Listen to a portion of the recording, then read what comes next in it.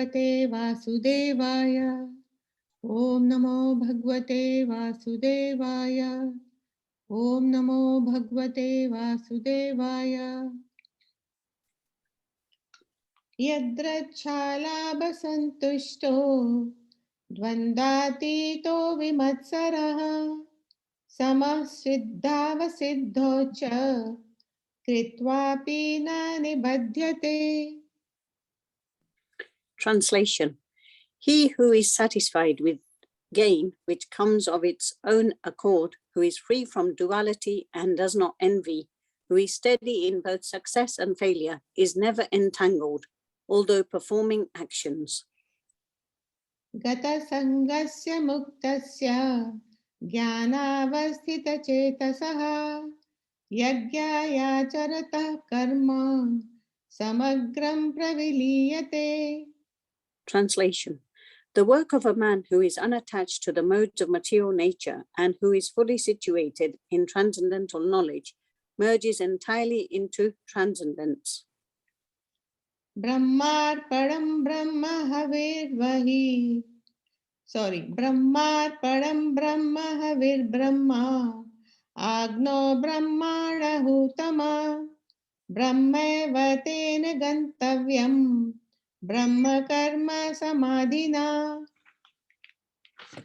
Translation. A person who is fully absorbed in Krishna consciousness is sure to attain the spiritual kingdom because of his full contribution to spiritual activities, in which the consummation is absolute and that which is offered is of the same spiritual nature.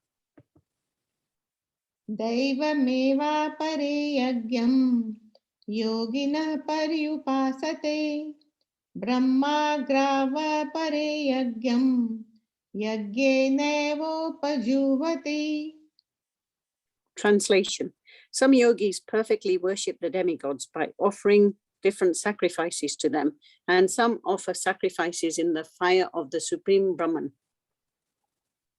Shotradinindriyanyadye sanyamagnishu juhati Shaptadin Vishayananya Indriyagnishu Juhati. Translation. Some, the unadulterated brahmacharis, sacrifice the hearing process and the senses in the fire of mental control, and others, the regulated householders, sacrifice the objects of the senses in the fire of the senses. Sarvanindriya karmani prana karmani chapare atma sanyam yoga gano juhati jnana deepite. Translation. Others who are interested in achieving self-realization through control of the mind and senses offer the functions of all the senses and of the life breath as oblations into the fire of the controlled mind.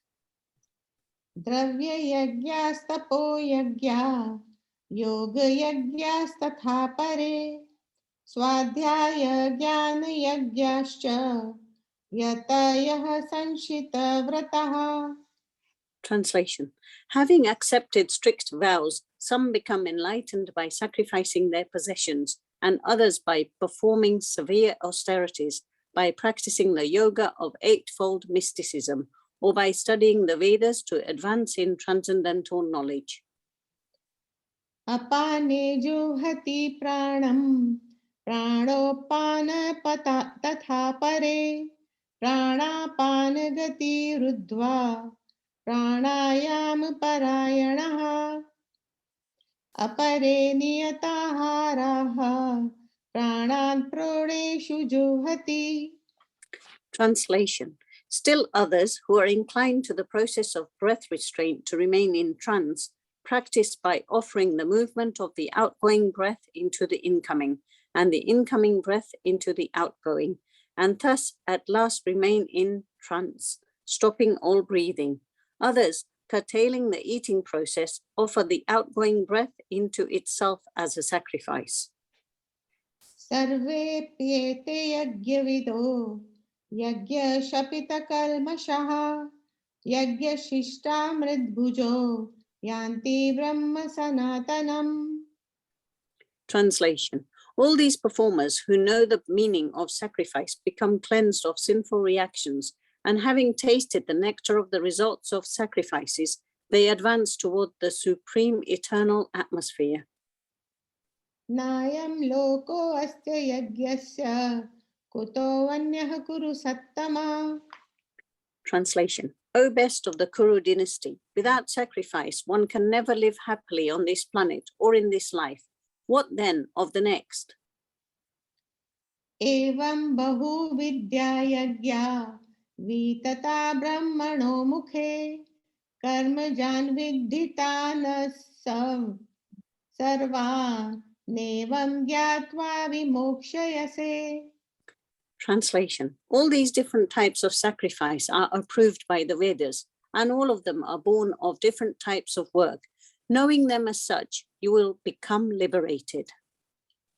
Shreyan dravyam yagyat jnana yakshah parantapa sarvam karma khilam parthe jnane parisammapyate. Translation. O chastiser of the enemy, the sacrifice performed in knowledge is better than the mere sacrifice of material possessions. After all, O son of Partha, all sacrifices of work culminate in transcendental knowledge. Taddidvi pranipatena pariprashnena sevaya upadekshanti te jnanam jnaninastastva. Translation. Just try to learn the truth by approaching a spiritual master. Inquire from him submissively and render service unto him.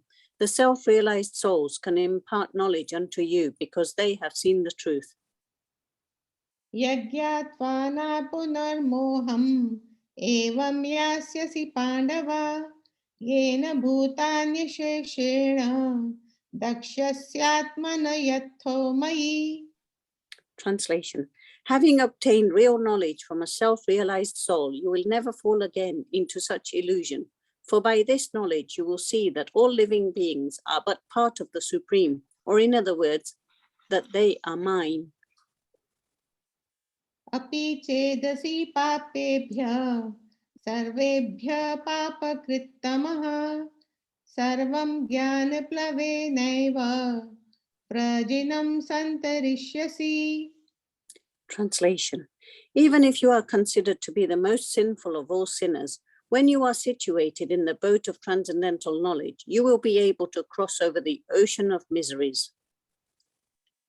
Yathai dhansi samidhogni bhasma satkurute Arjuna jnanagnihi sarvakarmani bhasma satta kurute tatha.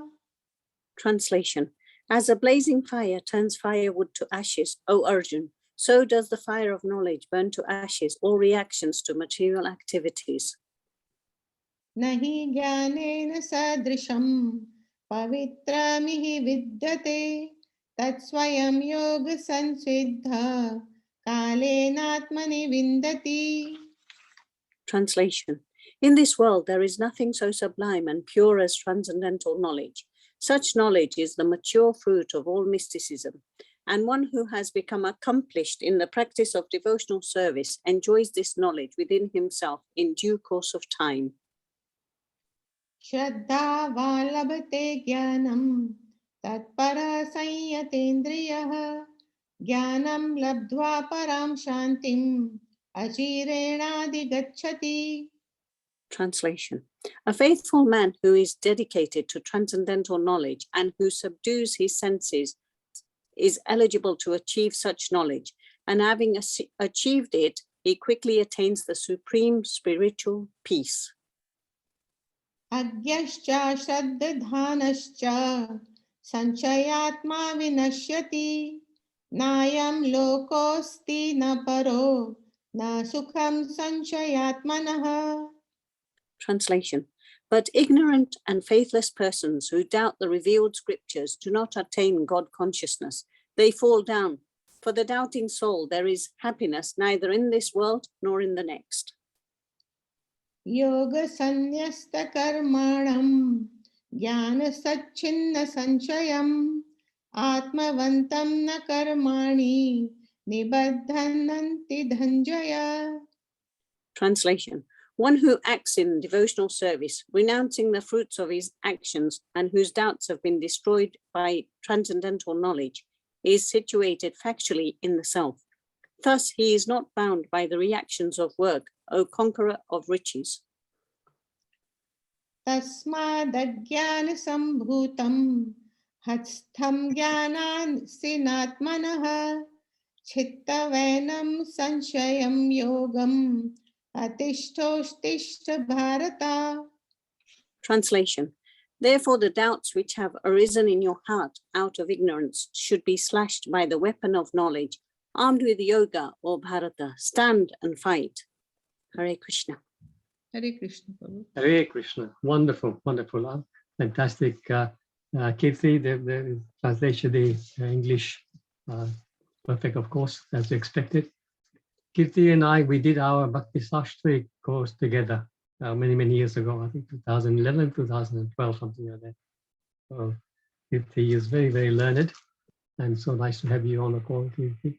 And Anjuman, fantastic, very nice pronunciation. Your pronunciation of Sanskrit was all perfect. Thank you so much, and very fluent. Hare Krishna. Thank you, Prabhu. Thank you. Okay, we are now going to go on to my presentation.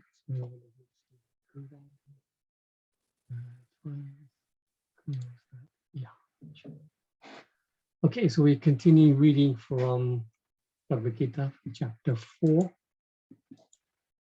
Transcendental Knowledge, Jnana Yoga. So we'll do the summary of the chapter, actually the whole chapter now, because today we're on the last verse. It's very appropriate. Today is the last day of the month, and also we're on the last text of this particular chapter. Tomorrow is a new month, and we start a new chapter tomorrow. It's Wednesday. I'm not sure, probably it's maybe Madhukumari or, I'm not sure who's doing tomorrow, but great. So chapter 4 summary. So chapter 4, text 1 to, just one second, let me just reorganize my screen here so I can see what I'm doing. Yeah. So yeah, text 1 to 10, Krishna spoke about transcendental knowledge about himself. Then 11 to 15, we were explained about how to apply that knowledge. So Gyan, and then this was Vigyan. And then 16 to 24, understanding karma on the platform of Jnana. And then 25 to 33, sacrifices that lead to transcendental knowledge. And the last section is the conclusion of the chapter. So the text 34 began the conclusion, and with this text 42, Krishna is ending the conclusion of this whole chapter. The text 42. Om Namo Bhagavate Vasudevaya. Om Namo Bhagavate Vasudevaya. Om Namo Bhagavate Vasudevaya. Srimad Bhagavad-Gita, chapter 4, Transcendental Knowledge, Jnana Yoga, text 42. Tasmad-agyana sambhutam iktam jnana-shinatmanaha chitvainam samshayam yogam atistostista bharata. Translation and purport by Srila Prabhupada ki jai. Therefore, the doubts which have arisen in your heart out of ignorance should be slashed by the weapon of knowledge. Armed with yoga, O Bharata, stand and fight. So it's a longish purport. I've divided into 3 parts. So let's see if this, I just randomly select 3 people. Let me go to the bottom. More normally I pick from the top. So Varsha Mataji, if you can do the first page. And then I've got Shriya. the second page, and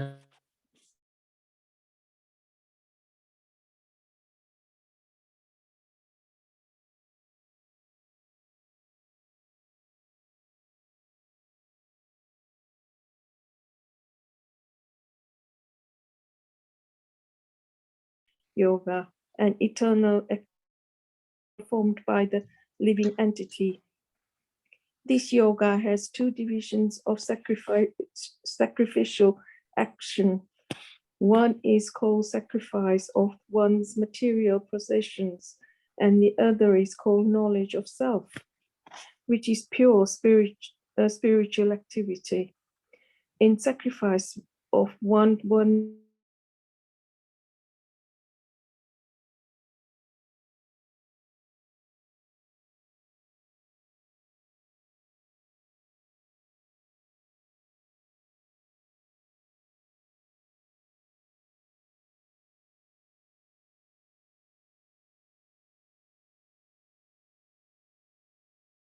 we find that these are also divided into two, namely understanding one of one's own self or one's constitutional position and the truth regarding the Supreme Personality of Godhead.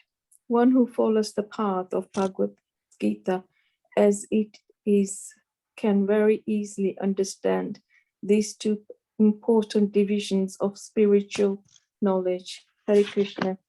Hare Krishna. Thank you, Mataji. So next is Shreya, please. If you can read the second page. Hare Krishna, Prabhuji. Hare Krishna. For him, there is no difficulty in obtaining perfect knowledge of the self as part and parcel of the Lord. And such understanding is beneficial, for such a person can easily understand the transcendental activities of the Lord.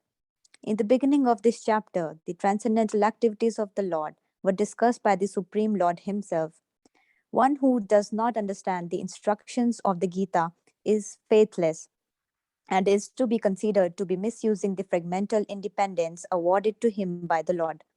In spite of such instructions, one who does not understand the real nature of the Lord as the eternal, blissful, all-knowing personality of Godhead is certainly fool number one. Ignorance can be removed by a gradual acceptance of the principles of Krishna consciousness. Krishna consciousness is awakened by different types of sacrifices to the demigods. Sacrifice to Brahman, sacrifice to in celibacy, in household life, in controlling the senses, in practicing mystic yoga, in penance, in forging material possessions, in studying the Vedas, and in partaking of the social institution called Varnashrama Dharma. Hare Krishna. Thank you, Shreya Mataji. Last page for Pankaj Prabhu, please. Hare Krishna, everyone. Krishna. All of these are known as sacrifice, and all of them are based on regulated action. But within all these activities, the important factor is self-realization. One who seeks that objective is the real student of Bhagavad-Gita, but one who doubts the authority of Krishna falls back. One is therefore advised to study Bhagavad-Gita or any other scripture under a bona fide spiritual master with service and surrender. A bona fide spiritual master is in the disciplic succession from time eternal, and he does not deviate at all from the instructions of the Supreme Lord as they were imparted millions of years ago to the Sun God, from whom the instructions of Bhagavad-Gita have come down to the earthly kingdom. One should therefore follow the path of Bhagavad-Gita as it is expressed in the Gita itself and beware of self-interested people after personal aggrandizement who deviate others from the actual path. The Lord is definitely the Supreme Person and his activities are transcendental. One who understands this is a liberated person from the very beginning of his study of Bhagavad-Gita. Hare Krishna. Thank you, Pankaj Prabhu. Very nice. Thank you. Hare Krishna. Shri Prabhupada ki jai. Om Ajnanati Mirandasya Jnananjana Shalakaya Chakshurum Militam Yena Tasmai Shri Gurave Namah. Shri Chaitanya Manobishtam Papitam Yena Bhutale Swayam Rupa Kadamayam Dadati Swapadantikam. Vandeham Shri Guru Shri Yutapadakamalam Shri Gurum Vaishnavansha Shri Rupam Sagarzatam Sagana Raghunathan Mitam Tam Sajivam Sadavaitam Sapavitam Parijana Sahitam Krishna Chaitanya Devam Shri Radha Krishna Padam Sahagana Lalita Shri Vishakavatasya.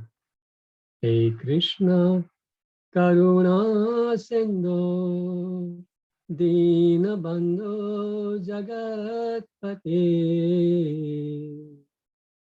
Gopesha Gopika Kanta Radha Kanta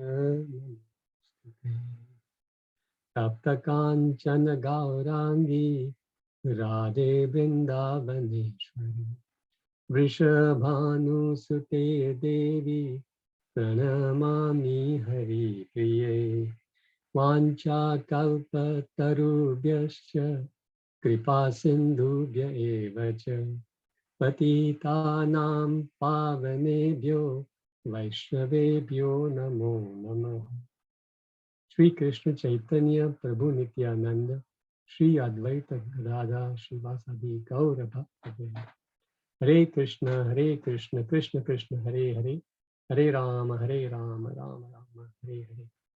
Namo Om Vishnu Padaya Krishna Prasthaya Bhutale, Srimate Bhakti Charu Swami Niti Namine, Snikta Cheta Supraneta Vagminam Charasaputam, Prabhupada Gata Prana Naumi Bhakti Charu Padam. Namo Om Vishnu Padaya Krishna Prasthaya Bhutale, Srimate Bhakti Vedanta Swami Niti Namine, Namaste Saraswate Deve Gauravani Pacharine. So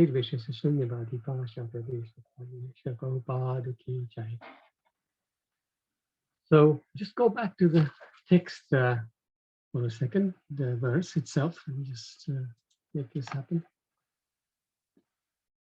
Okay, doesn't want to go back.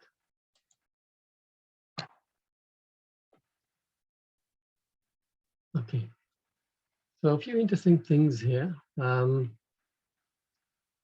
Agyana Shambhutam, so born, Agyana. Shambhutam means born of ignorance.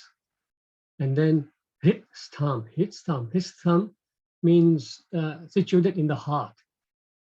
So the interesting thing here is whenever something is mentioned, or something is situated in the heart, we must understand that it's usually not the physical organ that we're speaking about, the organ of the heart, which pumps the blood around the body. Usually the word heart and mind is interchangeable. Someday you will see that, you will say that the mind is cleansed or the heart is cleansed, like that. So the heart and mind is interchangeable, and whenever it's used in this sense, it is referring to the subtle mind. So we have our physical brain in our heads, but mind, actually, sometimes we also say, "Oh, my mind," in my mind, and we actually touch our head. We say mind, but actually, the mind is not in your head. In the head is our brain. The mind is according to Vedas, it is situated somewhere in the region of the heart. So it's there. It's a subtle mind that resides there, and from there we get the feelings. That's why when we know if we feel hurt by somebody, we will say it really hurt. And you actually that's when you feel our chest. You know, when our feelings are hurt, we actually feel it. When our heart is broken, we feel it within the heart. Or near the heart. So this is something that's interesting. So hrit or heart in these verses refers to the subtle mind, which is in the region of the heart. And how does Krishna want Arjuna to destroy the ignorance? With the jnana asina, with the knowledge of weapon.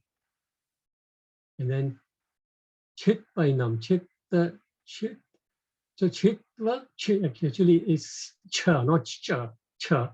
So chitva, kati chatta means cutting off. Enam means this. Chit venam, it is two words together, chit venam, and samsham, without doubt. So no, so without samshaya means all the doubts, cut the doubts off like that. And he says at the end, uttishtha. Uttishtha means stand up. So remember the situation in the battlefield of Kurukshetra right now, as we're reading this chapter, this particular chapter, is Arjuna in the second chapter, at the end of the first chapter, he sat down. I'm not going to fight. So he's sitting down, Krishna is standing up. We've seen this in many, many pictures. So now Krishna is instructing him, stand up, uttishtha. This is the relevant parts of the verse. And he says, therefore, so therefore meaning, obviously previously, is referred to something that's happened previously. So he's given Arjuna all the instructions. And then he's now saying, therefore, do this. The doubts have, cut them out. And you use the weapon of knowledge to, and become armed with yoga. Final instruction of this chapter. As usual, we'll just take bits of the purport. There's quite a long purport. So again, I've just taken a few relevant ones, and we can just meditate on them, dive down deeper, unpack some of the meanings. So Prabhupada is saying, if sacrifice of one's material possessions is not dovetailed for spiritual realization, then such sacrifice becomes material. But one who performs such sacrifices with a spiritual objective or in devotional service makes a perfect sacrifice. So material possessions, we would give in charity, we would do other philanthropic activities. So all those are fine, absolutely fine to do those. But if you're doing them, it says, and not dovetailing them to spiritual realization, if we are doing them for other reasons, people do these things for profit, adoration, and praise, isn't it? So that kind of attitude, of course, has nothing to do with spirituality. If I donate some money to a charity, but I want them to recognize, I want my plaque on the door, all those things are there for adoration. Or sometimes people give donations to a particular place. Typically, I say that people would give donations to political parties. These millionaires, billionaires, they give so much money to the political parties. Do you think they're doing it out of devotion or because they love the party? Of course not. They're doing it because there is something in it for them. And we see so much of that happening in government, right? When the ministers are acting on behalf of the interest of people who are supporting them.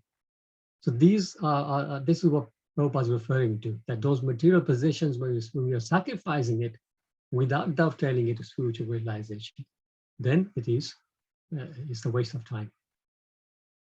The real sacrifice has to be done this way, and all sacrifices have to be done for Vishnu, and that's mentioned in 3.9, chapter 3, text 9. Yadnarthat karmano niyatra loko yam karma bandhana yat tadartham karma kaunteya mukta sangha samachara. Work done as sacrifice for Vishnu has to be performed. Otherwise, work causes bondage in the material world. Therefore, O son of Kunti, perform your prescribed duties for his satisfaction. And in that way, you will always remain free from bondage. So prescribed duties, especially for prescribed duties for grihasthas, which is where most of us fall. One of the prescribed duties is to give charity. And so this is also a yajna. So that we do for the sake of Vishnu.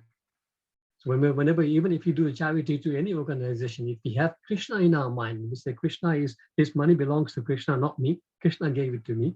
So I'm going to now utilize it to give it to the charity and make Krishna fulfill the wishes of that charity, that whatever they utilize it for, like that.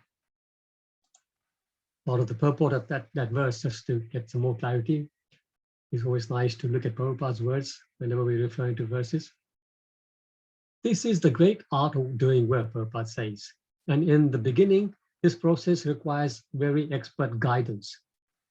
As I was saying earlier, yeah, we can, if we're doing charity in ignorance, then it's not going to be doing much good to us. So we take guidance from people who are spiritually astute, from our spiritual master, and we try and learn how to actually do charity properly, or any action for that matter.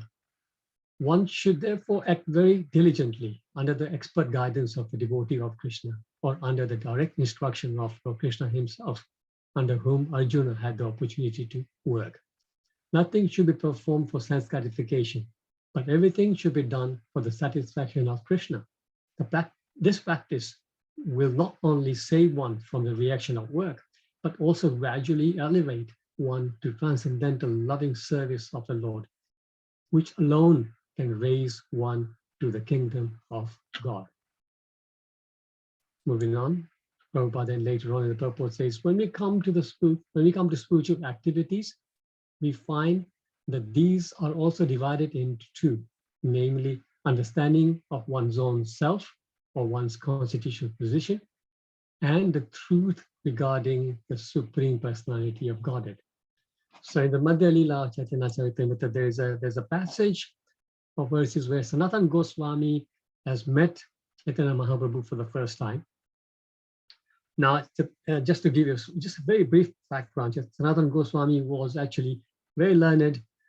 He was actually a minister he was a finance minister in the government of King Nawab Hussain.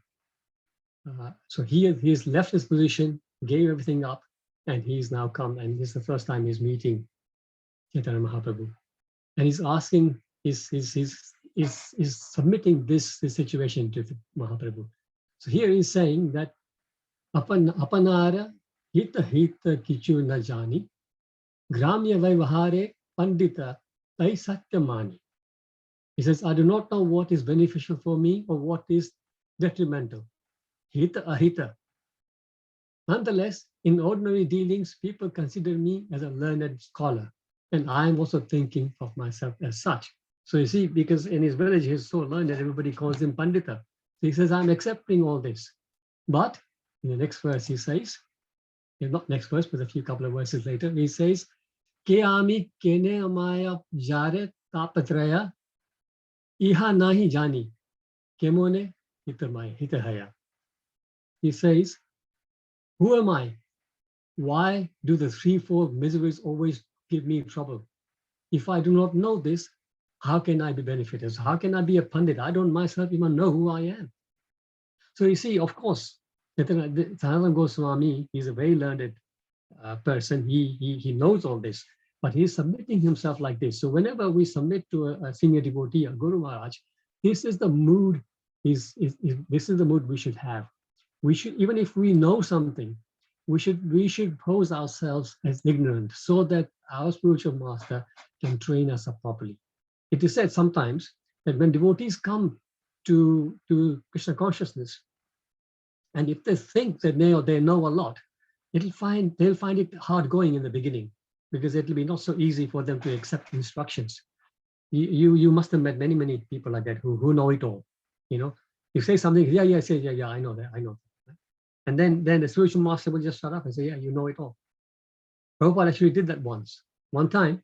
Sometimes people have this habit, isn't it? I know, like that. We just say without just, impulsively we say it without even meaning it. When somebody's talking, you say, I know. But this person had this habit, and Prabhupada was talking about some philosophical points. And this person kept saying, I know. Prabhupada stopped at one point and he says, if you know everything, then I don't need to speak. I stop, like that. Of course, this person didn't really know. He was just saying things out of habit. But this is very nicely, Sanatana Goswami is teaching us how to submit ourselves to a spiritual master. And then later on, Chaitanya Mahaprabhu answers him about who you are. So he says, Jivara Sarupa Haya Krishnara Nitya Das, Krishnara Tatasta Shakti Bheda Bhed Prakash. This is a very famous verse, this one, of course. He says, it is a living entity's constitutional position. We see this phrase, constitutional position, used in this purport as well. To be the eternal servant of Krishna, because he is the marginal energy of Krishna and a manifestation simultaneously one and different from the Lord. This is the Veda Tattva. We discussed last week as well. We were saying that the living entity is the same as the Lord, yet at the same time different, inconceivably same and yet different, because we are same in terms of our soul. The spirit soul is Satchit Ananda, the Supreme Lord is Satchit Ananda. So we have that similarity, but yet we are Anu, he is Vibhu. We are tiny, he is vast. We know about ourselves, he knows about all the universes, including ourselves. So this is the difference. So this is the point. Prabhupada is saying one must know about the self and the Supreme Lord. So this is what we need to know. We need to fully understand that I am a servant. Again, this is another point. When people come first to Krishna consciousness, they get a bit shocked by the term servant, because in the material world, we don't like being a servant. You know, the Vedas say that you should be dasa, dasa, anudasa. But in the material world, the mentality is boss, anuboss. We want to be the boss of everything. We don't want to be a servant. But as I was explaining last week, to be a servant of Vaishnavas is the highest position in the spiritual world.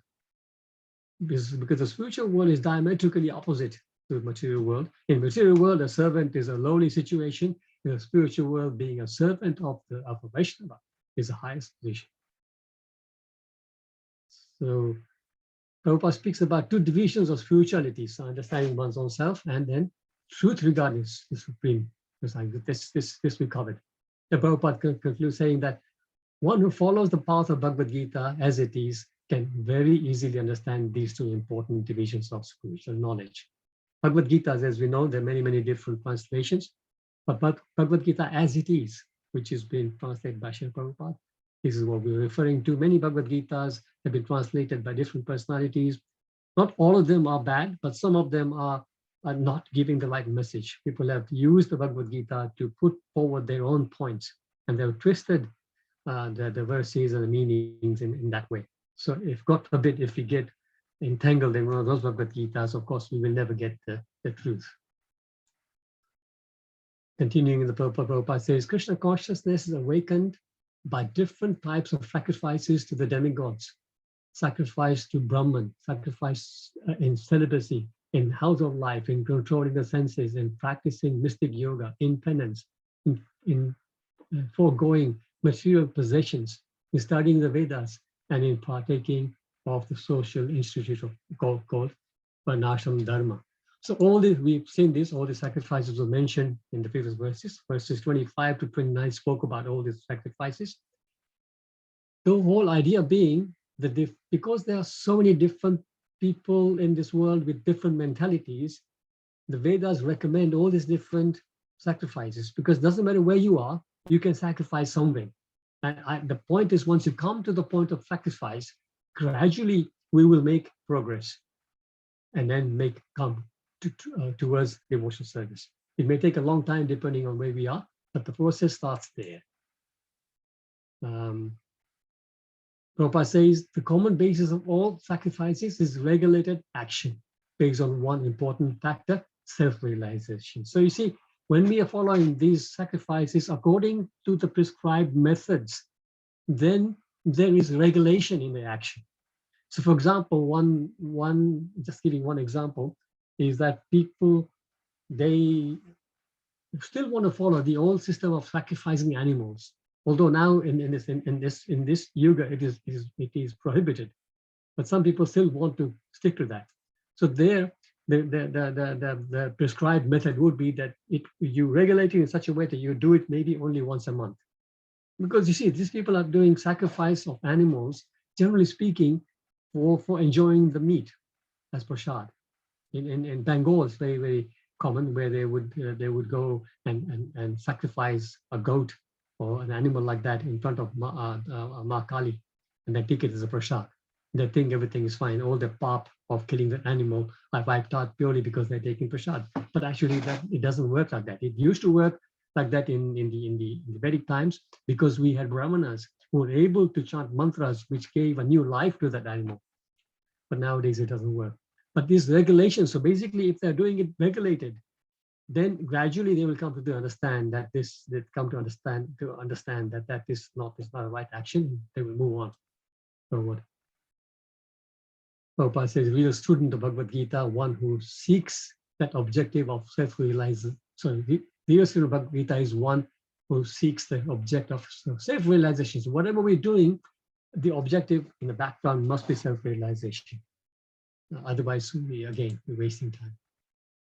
Again, Prabhupada saying, one who seeks that objective is a real student of Bhagavad Gita, but one who doubts the authority of Krishna, he falls back. So always keep the teaching Bhagavad Gita and the objective firmly in our mind. Prabhupada then says, one should therefore follow the path of Bhagavad Gita as it is expressed in the Gita itself, and beware of self-interested people after personal aggrandizement who deviate others from the actual path. You see, so sometimes you see some people who are actually speaking seemingly Krishna Katha, but you can see if they're not Vaishnavas, straight away you will learn that they are talking about a deviation. They're not speaking about what Krishna is speaking about. So this is why Sanatana Goswami, he quotes this verse from the Padma Purana, where it strictly forbids to hear about activities of the Lord and his devotees from mouths of non-devotees. So this verse says, Avaishnava mukhod girnam uttam hari kathamritam shravanam naiva kartavyam sarpo shistam yathapaya. So you see, Vaishnava means one who is not a Vaishnava. Mukhod girnam, so word, gira means words, mukha of course, mouth. Words coming from his mouth, uttam harikatha mitam, even if it is harikatha. Sometimes they say, doesn't matter who you hear from, at least it's speaking about Lord.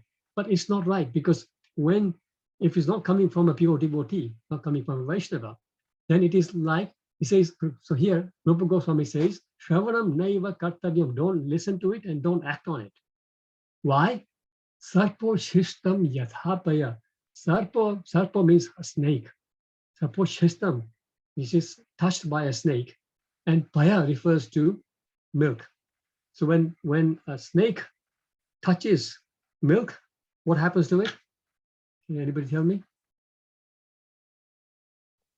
It becomes poisonous. Poison, yes, thank you. It turns into poison. So similarly, words coming out of a non-devotee's mouth, although there may be harikatha, it is still like poison. This is the actual translation. One should not hear anything about Krishna from a non-devotee. Milk touched by the lips of a serpent has poisonous effects. Similarly, talks about Krishna given by a non-Vaishnava are also poisonous. One must be a bona fide devotee, and then he can preach and impress devotional service upon his listeners. So this is, as far as like breaking down the bits from the verses from the chapter. Sorry, from the text. Sorry, that I'm lucky. What I want to do now, because we end this chapter, I'm going to try and bring up a sort of a quiz that I found on online. So let me see if I can share this with you. 1 second. Did I stop sharing? Yes, I did. Now I'm going to share the other thing. So let me go there. Okay, now I'm going to try and share this.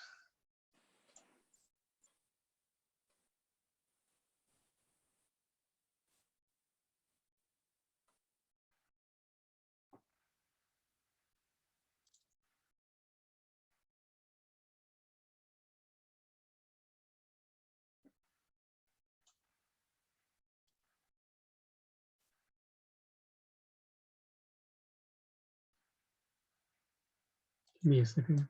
Sorry about the screen.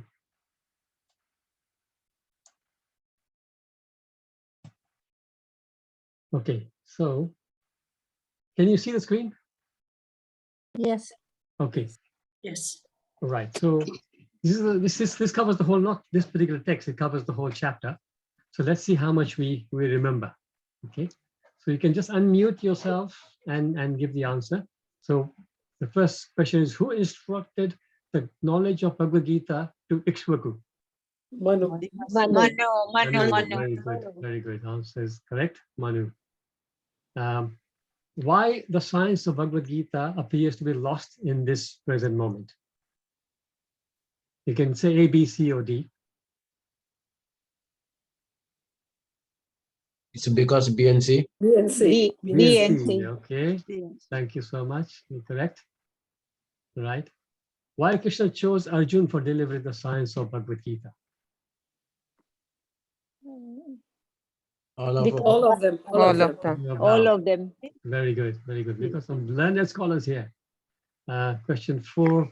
Why Arjuna inquires about the fact that Krishna instructed the knowledge of Bhagavad Gita to Vivashwan, who is senior in birth to Krishna? A. B. C. Okay, somebody saying somebody saying And C. C. maybe all of the above. D. B. B. B.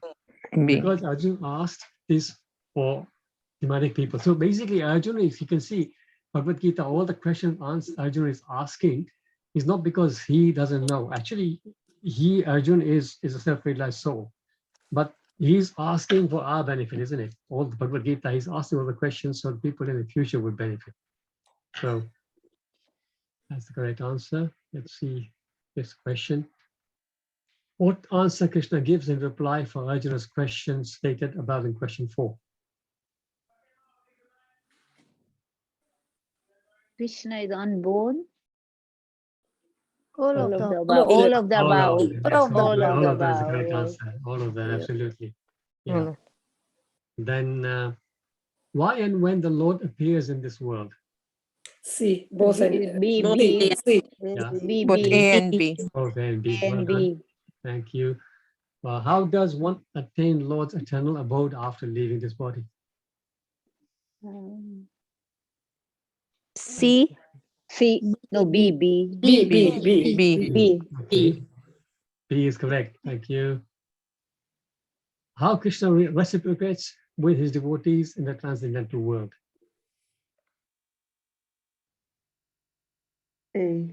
Devotees desires. So somebody say A. Somebody saying A. A is the correct answer, I think. Yeah. Yeah, correct. Who is the creator of the 4 divisions of the social order? This is Manu, Brahma, Krishna.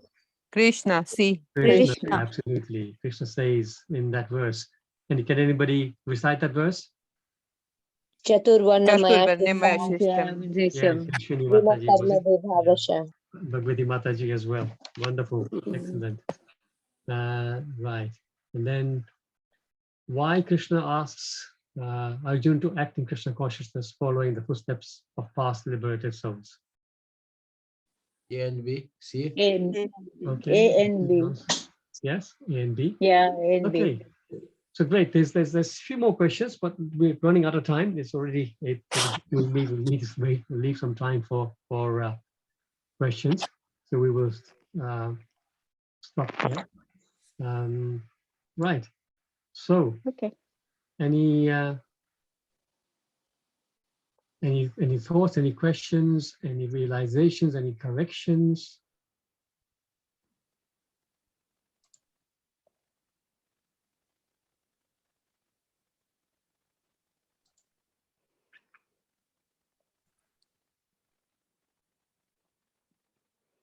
We can have any thoughts about either this particular text or even the whole chapter.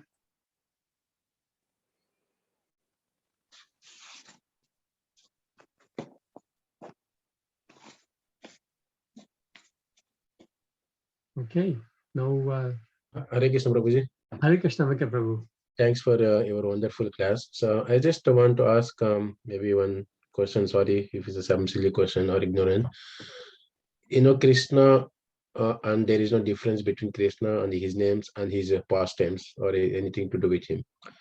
And the last one where we compared with the, I think in the Padma Puran, it says we shouldn't be hearing the Krishna Katha from the non-devotees of Krishna, comparing with the snake is touching the milk, right? If Krishna is so powerful, how can we link this that someone non-devotee speaking about Krishna will be kind of maybe contaminated or polluted? So how can we understand that, Prabhuji? That's a good point you're making, Venkat Prabhu, because on one hand we're saying there's no difference between Krishna and his name, and if a non-devotee is chanting Krishna's name, how does that name become contaminated? Nice question, and I'm actually, to be honest, I'm thinking on my feet now. So let me just work it out in my own mind. So yes, Krishna's name is definitely not contaminated, but the way it is delivered and the way it is explained by the non-devotee would just misguide us. That is the point they're being made, right?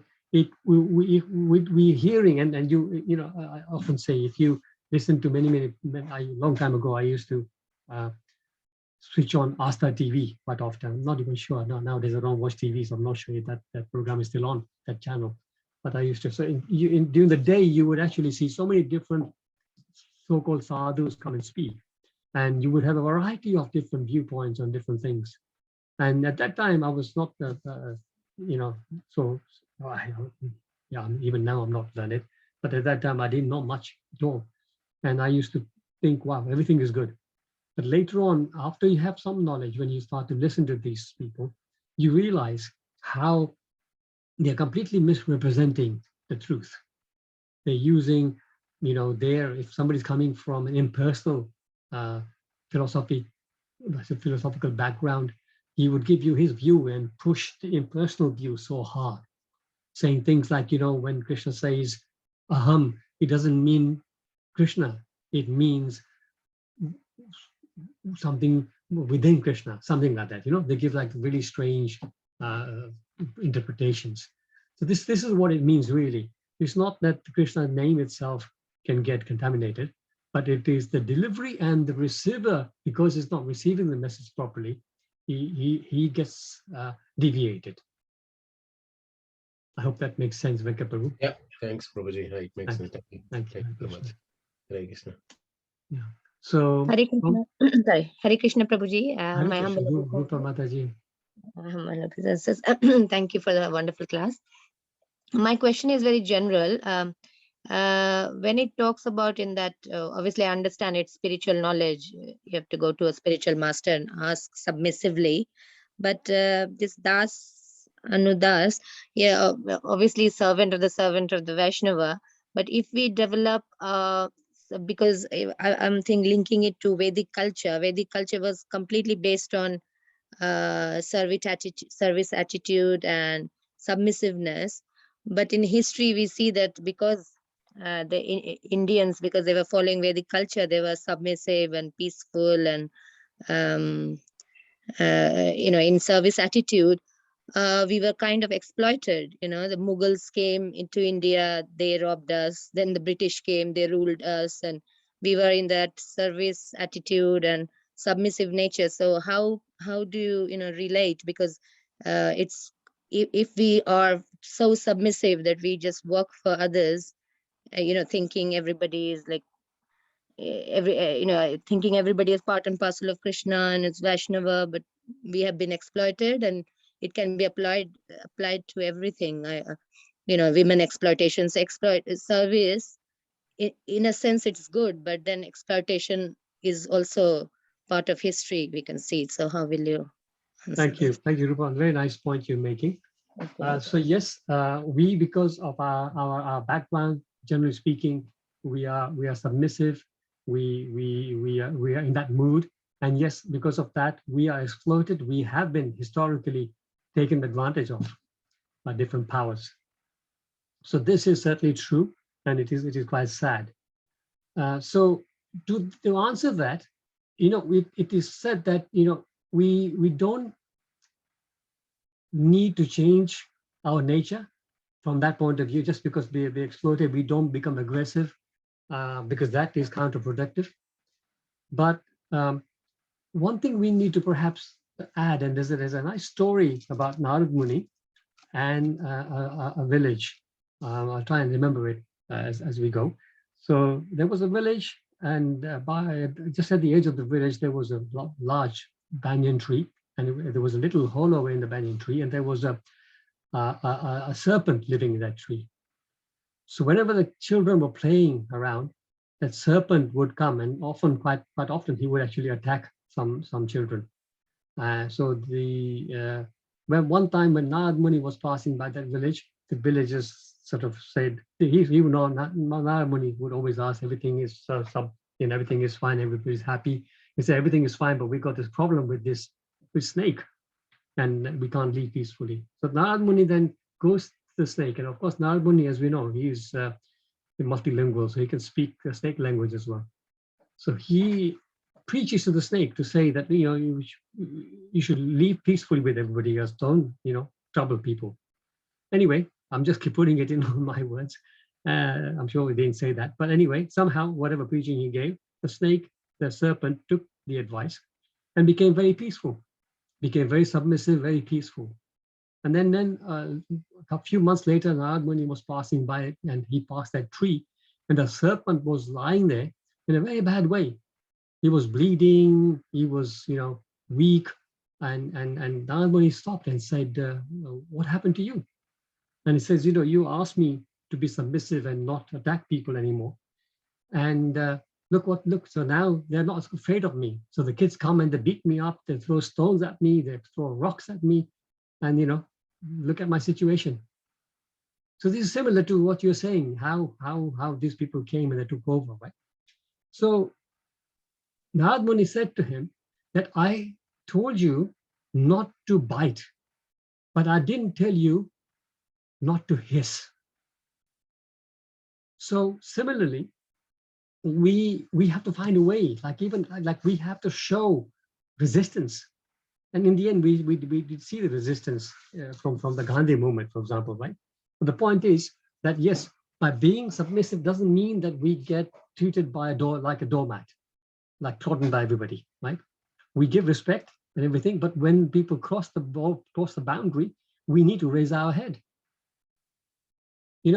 We devotees are meant to be peaceful, yes.